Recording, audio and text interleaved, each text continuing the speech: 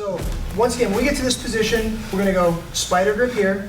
Let's work off the frying pan grip here because I've got a little bit of a variation, okay? We're gonna break it, short break away.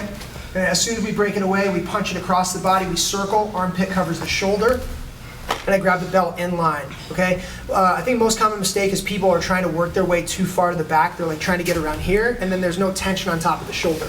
You have to be here, armpit fully covering the shoulder, and then I'm laying my weight heavy on him. This sleeve has been a bit of a point of contention, okay, because it's hard for me to hang on to it with his arms straight like this. So after we get this angle, cover the armpit with the cover the shoulder with the armpit, grab the belt, and hunker down. I'm going to go from punching it across the body. Now I'm going to pull this up, and I'm going to marry it to my chest. I'm going to put pressure through his shoulder, but pull this up and close my elbow tight. And that's going to help you guys control this arm better. It's sort of a hybrid between the wrist grip and then the sleeve grip. And this has been, the groups I've shown it to, it's been pretty heavy. Okay, so this is a good spot to be. Everything else is going to follow suit. We're going to step, drag, and sink the hook for the throw, okay?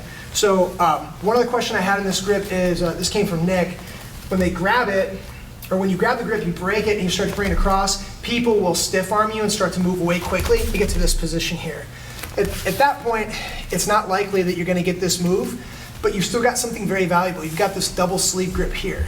Okay, so what you can do is you can walk the person into takedown. So move this way a little bit. So even if he realizes what I'm doing, he stiff arms me, he starts moving away, I can use this and I can walk back and punch it down, and then I can try to bring one of his feet close to me for an ankle pick or to shoot a double.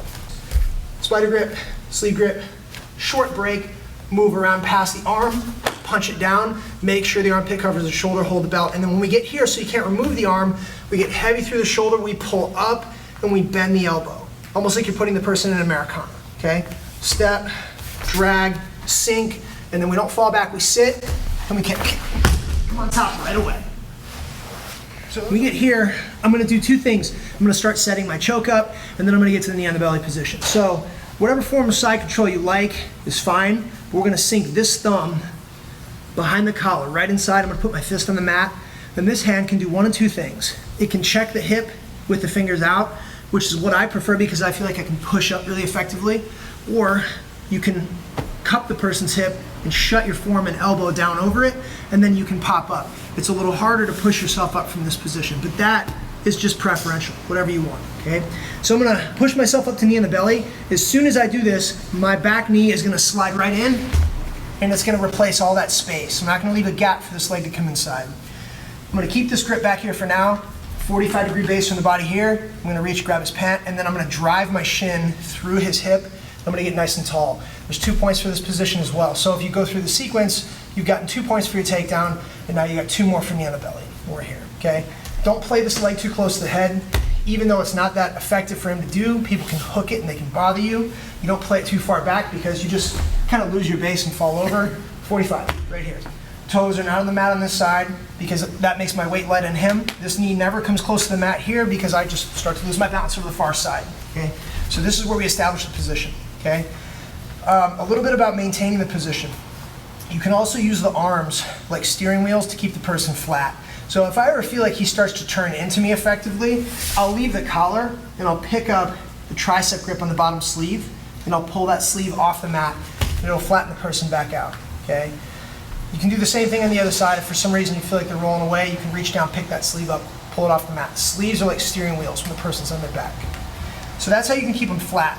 A lot of people, even advanced people, when they get desperate, will either push or grab your gi and they'll try to throw you over the far side. And if bigger people do this, it gets really effective. You can go for a ride and end up on the bottom.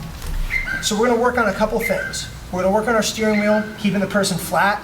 Then when they grab your gi and try to throw you over the far side, go ahead, we put our hands on the floor, we knee on the belly switch, and then because he's already turned this way, I'm gonna use that same steering wheel principle. I'm gonna pick up his sleeve, pull and flatten him out, and establish my control again.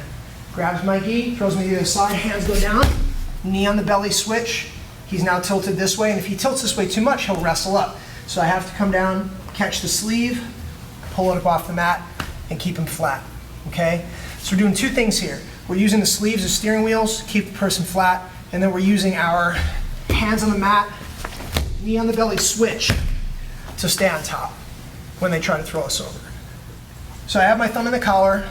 This could be on the pants, on the sleeve, could already be on the collar. this grip is good. It's good to go. If you put it in the way that I showed you to initially, you don't have to move it, okay? Now I want to sink this hand in the collar as well, but this one's going to be palm up. This one here you can't see, but it's palm down, okay? This one's going to be palm up. If I need slack, I'm going to grab his gi and grab his collar, and I'm going to pull him up off the mat and kind of shake that slack loose, okay? And keep that shin driving down as you do that. Now that I've got slack and I've got room, palm up, this is going to slide all the way in, and I want to make sure that as soon as I start getting these grips in, my forearms get under and stay under his jaw. I don't want to be choking his face. I want to be choking his neck, okay? So when you put this grip in, you want to imagine that your forearms are like scissor blades. And we're going to set up our baseball bat choke, okay?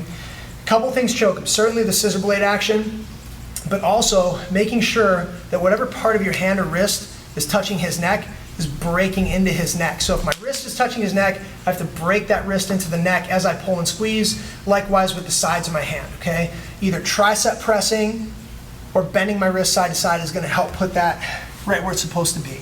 So here we are, okay? Now, both of the finishes I'm gonna show in this position tonight involve me clocking off toward the side that my post leg is on. Once the person on the bottom gets choked a couple times, they understand that that's where I want to go. So he's going to take his right hand and he's going to block my hip, okay? He blocks my hip because he doesn't want me to go that way. So what I'm going to do is I'm going to beat that arm by using my knee that's across his stomach. I'm going to twist, windshield wipe my knee across his chest. I'm going to kill that arm and I'm going to lay down on it, okay? So when you finish this choke, you're going to be very much sideways on your partner. You're going to bring your elbow windshield wipe across. You're going to lay your shoulder down on their sternum. Now, just like I talked about, I'm going to pinch those scissor blades together, and whatever part of my hand is touching his neck, I'm going to drive those hands into the neck as I pull everything tight, and I continue rotating and twisting, and I get a very quick tap. Okay, break here, all right? Now that is the shortest distance and one of the simplest ways to finish, but it can be a little short on power if you have problems with shoulder flexibility or elbow flexibility, so I'm going to give you an option. Okay, if you want more power and more mobility, after you kill the arm, continue stepping around. Take a big step around the head, plant that shoulder, and then you're going to move your head to the same side you came from. And block his hip. Because when I block his hip, now he can't follow me. If I stay here, he can run out of the choke. Go ahead and run toward me, and he unwinds the choke. But if I plant my head down on the mat, I get off my knees and lay heavy. As he runs, go ahead. He's blocked, sorry. He's blocked and I follow him really easily, okay? Same mechanics to finish. Elbow shut, whatever parts of your hand are touching the neck, bow and drive them in as you pull your elbows tight to your ribs. I want to show a couple of things. One is going to be a submission on just how to troubleshoot this position in terms of getting the choke or getting a sub from here. Once you get to this spot, like I said, this thumb should already be inside the collar, so that grip's set. This one's going to come in. Sometimes you actually will sink these grips nice and clean, but for whatever reason you encounter a lot of resistance going to your leg post side. Sometimes people are just really strong, or they'll hold this knee in place, so like I can't cut my knee across because he understands what I want to do. So I showed a couple of higher ranks this variation where I just go with it. So instead of trying to cut toward my left side, I sacrifice myself rolling to my right side instead. So I'll go real slow here. I'll roll this way. I'm already bringing those scissor blades together as I roll. Right about here, he's already choking. Okay? Yeah. All right, I'll loosen up a little bit. From this position, I'm just going to keep bringing those scissor blades together, drawing my elbows down toward my body, pushing the parts of my hands that are touching his neck further into his neck, and then I just roll away, and I walk, and I'll get a quick sub that way. Okay? So it's a sacrifice over the far side. It's really effective, but think about strategy. If I'm doing this to somebody who's like 250 pounds, it'll be awesome if I tap them out. Okay, but if I'm unsuccessful in that movement, I'm gonna end up in bottom side control with my arms extended. Okay, so it's a real gamble, all right? Just think about that. Now, back in this position, okay? I go into reach for my choke. Now, even if he hasn't been grappling for a long time, people sort of get the sense that they don't want you messing with their neck. So when he sees this coming in, he reaches up to address it. It doesn't even have to be a far reach. All I'm looking for is his elbow to get close to my hip line. So this line here, where my hip is parallel with the floor, when I see this elbow just float up near even with that line, I'm gonna go for this arm lock on this side. Okay, so I've already got the collar grip sunk. I'm trying to get something to go here, and sometimes I'll even reach farther away over here, like to the side, so then he reaches farther in this direction, which brings the elbow up even more, okay? Now when I see the elbow past that hip line, I drop my hand to the mat, and I'm gonna lean into that hand. So I'm actually gonna be like leaning back, baseball sliding in, with the goal of sliding my shin all the way up almost shinning him right in the face, wrapping my toes around his shoulder, and then I'm gonna bring this knee in super tight here so he can't withdraw his arm. You should be able to actually maintain this position for a moment without him withdrawing his arm, okay? Now once I get to this spot, I'm gonna let go of his collar. My elbow is gonna hook at the highest point in his hand. It's usually gonna be like right around the knuckles and the fingers here. I'm gonna shut that elbow super tight and pull the slack out of it, okay? If I grab the wrist, if I do this by mistake, I'm so weak, he'll just pull it right back. There's no way I'm holding on to that. But if I hook, pull the slack out, and close my elbow tight, now even without having passed my secondary leg yet, he can't withdraw his arm very easily at all. Okay, from here I just pass this around, I pin my heel into his neck. It is possible to finish nice and stable from here just by closing my elbow and bowing my hip into his elbow.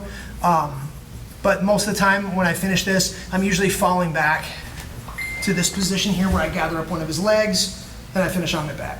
Okay?